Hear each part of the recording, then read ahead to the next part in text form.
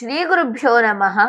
ಶ್ರೀ ಶಂಕರಾಚಾರ್ಯ ವಿರಚಿತ ವಿಷ್ಣು ಭುಜಂಗ ಪ್ರಯಾತ ಸ್ತೋತ್ರದ 2ನೇ ಶ್ಲೋಕ. ವಿಶುದ್ಧಂ ಶಿವಂ ಶಾಂತಮಾದ್ಯಂತ ಶೂನ್ಯಂ ಜಗಜ್ಜೀವನಂ ಜ್ಯೋತಿರಾನಂದ ರೂಪಂ ಅದಿಗ್ಧೇಶ ಕಾಲ ವ್ಯವಚ್ಛೇದನೀಯಂ ತ್ರಯೀ ಭಕ್ತಿಯಂ ವೇದ ತಸ್ಮೈ ನಮಸ್ತೆ.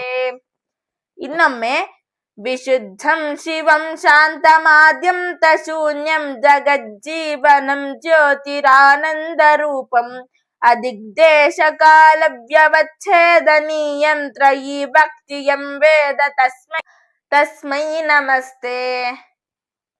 ಪದಚ್ಛೇದ ವಿಶುದ್ಧಂ ಶಿವಂ ಶಾಂತಂ ಆದ್ಯಂತ ಶೂನ್ಯಂ ಜಗತ್ ಜೀವನಂ ಜ್ಯೋತಿ ಆನಂದ ರೂಪಂ ಅದಿಕ್ ದೇಶಕಾಲ ವ್ಯವಚ್ಛೇದನೀಯಂ ತ್ರಯೀ ಭಕ್ತಿ ಯಂ ವೇದ ತಸ್ಮೈ ನಮಸ್ತೆ.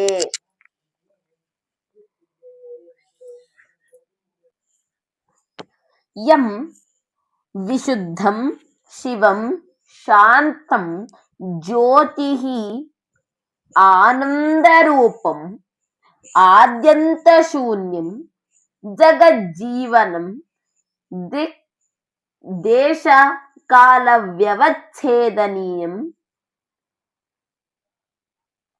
ತ್ರಯೀ ಭಕ್ತಿ ತಸ್ಮೈ ನಮಸ್ತೆ ಇತಿ ಅಸ್ಯ ಅನ್ವಯಾರ್ಥಃ. ಇನ್ನು ಅರ್ಥವನ್ನ ನೋಡುವುದಾದರೆ, ಪರಿಶುದ್ಧನಾದ ಮಂಗಳ ಸ್ವರೂಪನಾದ ಜಗತ್ತಿನ ಪ್ರಾಣ ಸ್ವರೂಪನಾದ ಜ್ಯೋತಿ ಸ್ವರೂಪನಾದ ಆನಂದ ಸ್ವರೂಪನಾದ ದಿಕ್ಕು ದೇಶ ಕಾಲಗಳಿಂದ ಸೀಮಿತಗೊಳಿಸಲಾಗದ ಯಾವನನ್ನು ವೇದ ವರ್ಣಿಸುತ್ತವೆಯೋ ಅಂತಹ ನಿನಗೆ ನಮಸ್ಕಾರಗಳು. ಇನ್ನು ಭಾವಾರ್ಥವನ್ನ ನೋಡುವುದಾದರೆ, ಇಲ್ಲಿ ಜ್ಯೋತಿರಾನಂದ ರೂಪಂ ಅಂತ ಕೊಟ್ಟಿರೋ ಕಾರಣ ಇಲ್ಲಿ ದ್ವಂದ್ವ ಸಮಾಸ ಆಗಿದೆ. ಜ್ಯೋತಿ ರೂಪಂಚ ಆನಂದ ರೂಪಂಚ ಜ್ಯೋತಿರಾನಂದ ರೂಪಂ. ಜ್ಯೋತಿ ರೂಪವೂ ಆಗಿದ್ದಾನೆ, ಆನಂದ ರೂಪವೂ ಆಗಿದ್ದಾನೆ. ಯಾರು? ವಿಷ್ಣು. ಮಂಗಳ ಸ್ವರೂಪನಾಗಿದ್ದಾನೆ. ಮಂಗಳ ಅಂತ ಹೇಳಿದ್ರೇನು? 1500 ಶ್ಲೋಕಗಳನ್ನ ಉಳ್ಳಂತಹ ಸಂಸ್ಕೃತ ಪದಕೋಶ ಎಂದೇ ಪ್ರಸಿದ್ಧವಾಗಿರುವ ಅಮರಸಿಂಹ ರಚಿತ ಅಮರಕೋಶದಲ್ಲಿ ಹೇಳುವಂತೆ, ಸ್ವಶ್ರೇಯಸಂ ಶಿವಂ ಭದ್ರಂ ಕಲ್ಯಾಣಂ ಮಂಗಲಂ ಶುಭಂ ಭಾವುಕಂ ಭವಿಕಂ ಭವ್ಯಂ ಕುಶಲಂ ಕ್ಷೇಮಮಸ್ತ್ರಿಯಾ ಎಂದು. ಮಂಗಳ ಸ್ವರೂಪ ಅಂತ ಹೇಳಿದ್ರೆ ಕಲ್ಯಾಣ ಸ್ವರೂಪ, ಶಿವಸ್ವರೂಪ, ಒಳ್ಳೆಯದನ್ನ ಮಾಡುವಂತಹದ್ದು. ಅಂತಹ ಸ್ವರೂಪನಾದ ವಿಷ್ಣುವಿಗೆ ಜಗತ್ತಿನ ಪ್ರಾಣ ಸ್ವರೂಪ. ನಾವು ಈ ಕಥೆಯನ್ನ ಕೇಳಿರಬಹುದು. ಒಮ್ಮೆ ಆದಿಶಕ್ತಿ ಪರಾಶಕ್ತಿ 3 ಜನರನ್ನ ಸೃಷ್ಟಿಸ್ತಾಳೆ. ಬ್ರಹ್ಮ, ವಿಷ್ಣು, ಮಹೇಶ್ವರ. 3 ಜನರನ್ನ ಸೃಷ್ಟಿಸಿ 3 ಜನರಿಗೂ ಒಂದೊಂದು ಕಾರ್ಯವನ್ನ ನೇಮಿಸ್ತಾಳೆ. ಅದರಂತೆ ಬ್ರಹ್ಮನಿಗೆ ಸೃಷ್ಟಿ ಮಾಡುವಂತಹ ಕೆಲಸ, ಶಿವನಿಗೆ ಲಯ ಮಾಡುವಂತಹ ಕಾರ್ಯ, ವಿಷ್ಣುವಿಗೆ ಜಗತ್ತನ್ನ ರಕ್ಷಿಸುವ ಕಾಪಾಡುವ ಒಂದು ಕಾರ್ಯವನ್ನ ನೇಮಿಸ್ತಾಳೆ. ಹಾಗೆಯೇ ಈ ಜಗತ್ತಿನ ರಕ್ಷಣೆ ಪೋಷಣೆ ಮಾಡುವುದು ವಿಷ್ಣುವಿನ ಆದ್ಯ ಕರ್ತವ್ಯ.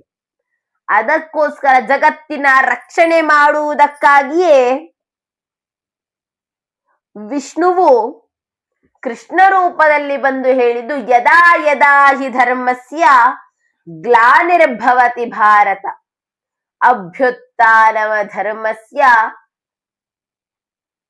ತದಾತ್ಮಾನಂ ಸೃಜಾಮ್ಯಹಂ ಪರಿತ್ರಾಣಾಯ ಸಾಧೂನಾಂ ವಿನಾಶಾಯ ಚ ದುಷ್ಕೃತಾಂ ಧರ್ಮ ಸಂಸ್ಥಾಪನಾರ್ಥಾಯ ಸಂಭವಾಮಿ ಯುಗೆ ಯುಗೆ